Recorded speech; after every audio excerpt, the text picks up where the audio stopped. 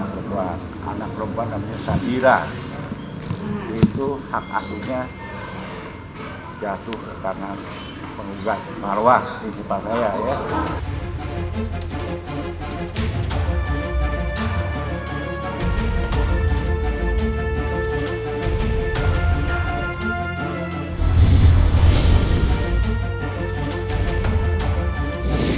Jadi di sini memang anak itu berdomisili di rumah saya, di sekolah juga dekat rumah saya, dan dia sudah nyaman dengan lingkungannya. Ya, saya mengajak keluarga besar Sania Marwah juga bisa bijak menyikapi itu semua. Ini kita nggak bicara ego, siapa harus menang, siapa kalah. Saya anak siapa, situ anak siapa, nggak untuk sombong-sombongan dalam hidup. Jadi lebih saya mengajak memikirkan memang anak. Bahwa sejak 3 bulan yang lalu di depan hakim Atta Larik bersama dengan saya sebagai kuasa hukumnya sudah menawarkan kepada Marwah untuk berkunjung kepada anak, tidak usah lagi ke sekolah, tapi berkunjung langsung ke rumah setiap hari kerja, 2 hari kerja, dan 1 kali di hari libur. Dengan opsi kalau ini berjalan dengan baik, tentunya mungkin masa bertemu dengan anak akan banyak, tapi ditolak mentah-mentah Marwah sampai detik ini.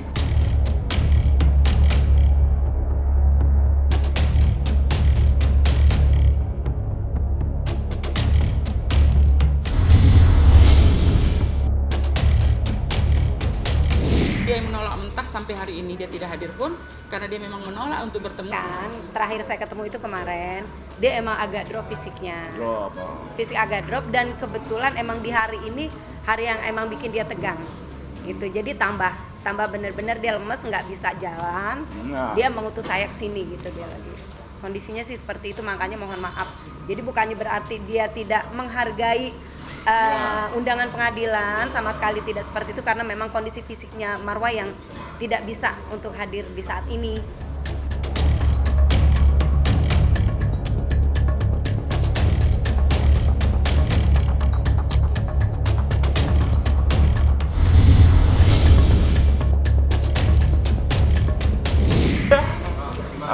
Ya putusan hakim 3 juta berapa gitu, saya lupa ini.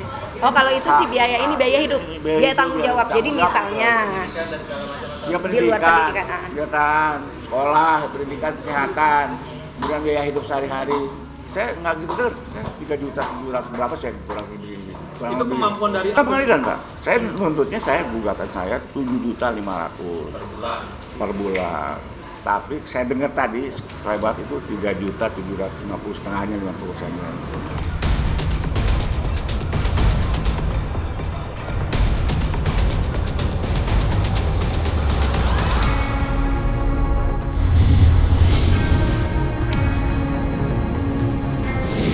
Yang pasti kecewa ya, karena memang kita menginginkan itu kedua anak itu kan memang kedua-duanya masih balita.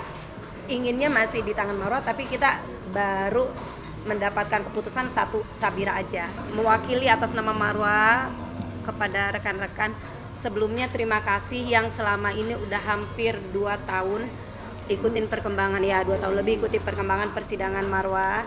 Dan saat ini alhamdulillah keputusannya, walaupun keputusan ini belum penuhnya diterima karena kita masih tidak sesuai dengan gugatan kita. Kita tuh pengennya gugatan kita dua-duanya ke prinsipal saya, ke Marwah.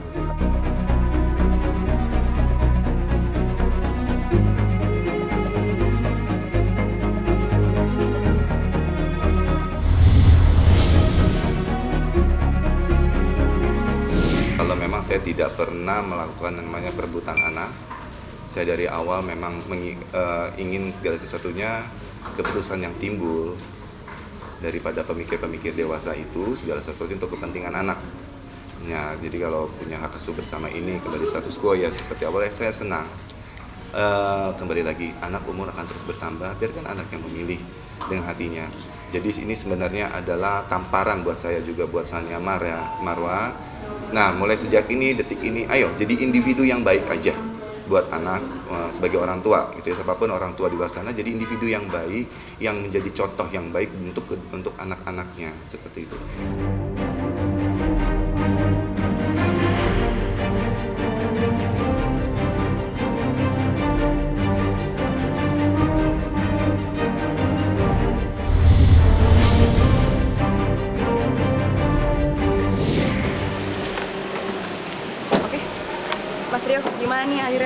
rehab masih harus tahu. Ya alhamdulillah.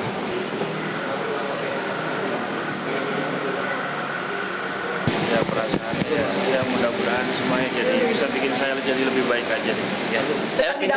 Prosedurnya tadi kemarin nyampe kan Rio duluan ya gitu, baru saya gitu masuk ke IGD ngisi formulir gitu kan, terus penanggung jawabnya saya gitu kan sebagai istri, habis itu ke dokter ke psikiater, terus tes urin, berat badan, tinggi badan, sama habis itu Rio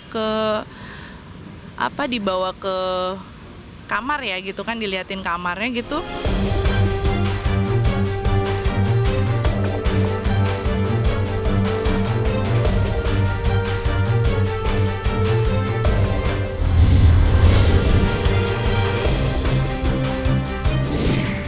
Saya ngambil Rio yang kelas 3 ya kan, satu kamar tuh 6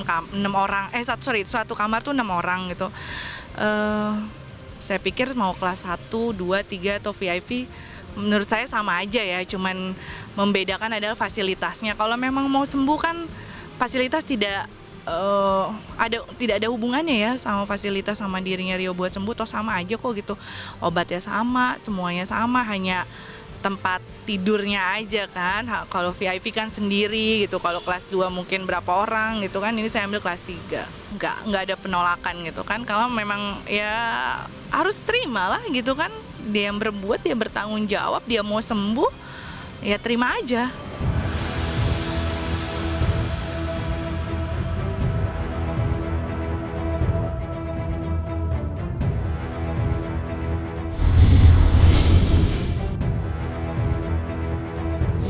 Ya aku udah lelah, aku udah capek, aku bete gitu, maksudnya aku apa-apa sendiri gitu kan ya. Kalau keluarga aku kecewa ya wajar ya gitu kan, tapi kalau misalnya dari pihak keluarganya Rio juga nggak ada nggak ada supportnya gitu kan, kalau cuma WA, telepon gitu, semua juga bisa gitu kan, doa juga semua juga bisa gitu kan. Maksudnya yang berbentuk fisik gitu loh, maksudnya fisik dalam arti ya kehadiran lah gitu loh, kayak gitu kan. Dan aku ternyata salah, bukan kakak yang pertama sama yang ketiga, ternyata kakak yang pertama sama yang keempat yang ngubungin aku. Ya aku lelah maksudnya, aduh kenapa sih gitu loh, kenapa sih aku kayak gitu. Saya bilang sama Rio, saya bukan udah sabar saya udah lewat, saya udah di titik ikhlas saya udah di ujung lidah, saya bilang kayak gitu. Jadi nanti ke depannya kayak gimana saya ikhlas aja, saya bilang. Tapi dia tetap jangan, please.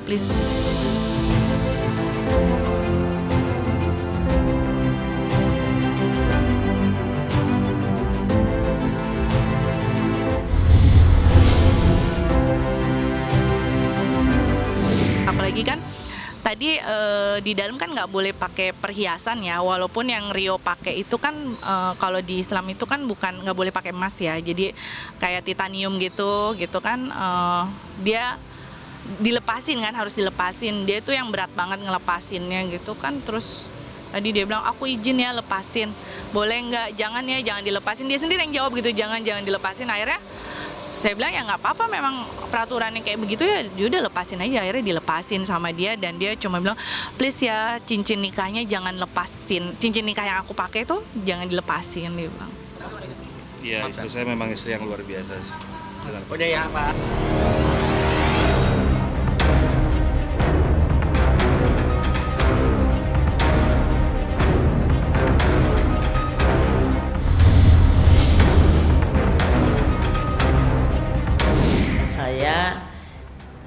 Ke KPI melaporkan, diterima oleh komisionernya Pak Mulyo ya, Pak Mulyo dan beberapa stafnya, dan saya melaporkan dengan lengkap apa yang terjadi pada diri saya.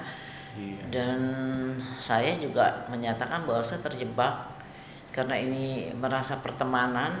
Saya nggak sangka saya terjebak oleh teman saya sendiri, dan itu sangat luar biasa, sadis itu. Ya posisinya kan dia tuh tersangka 3 perkara.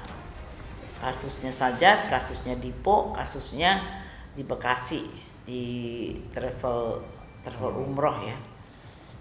Kemudian ini prinsipal dan saya kan kuasa hukum. Prinsipal sama prinsipal, bukan prinsipal sama kuasa hukum.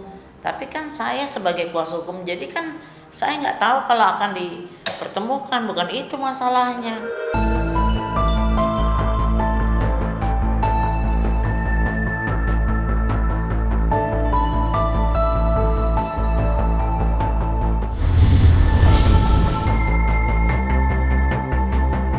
Sebelumnya saya dibilang kelainan periksa kejiwaan dan tindak pidana umumnya saya akan laporkan juga tindak pidana umumnya.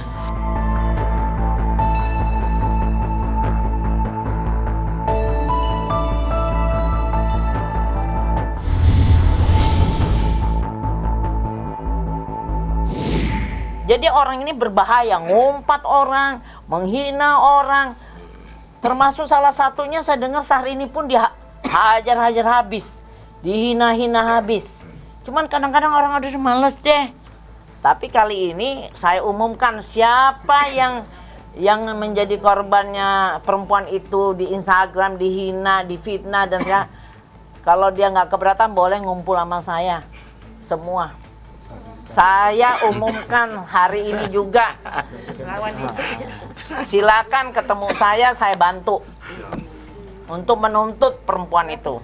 Kalau kita lihat jelas tidak sesuai dengan apa yang dilakukan orang normal dan jauh dari hal-hal normal.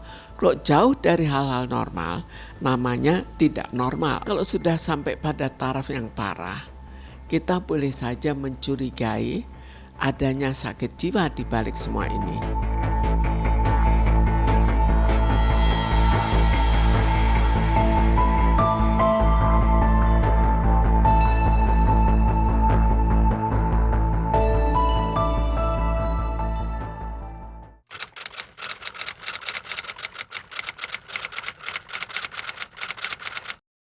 Jadi jangan lupa untuk subscribe Cumi Cumi.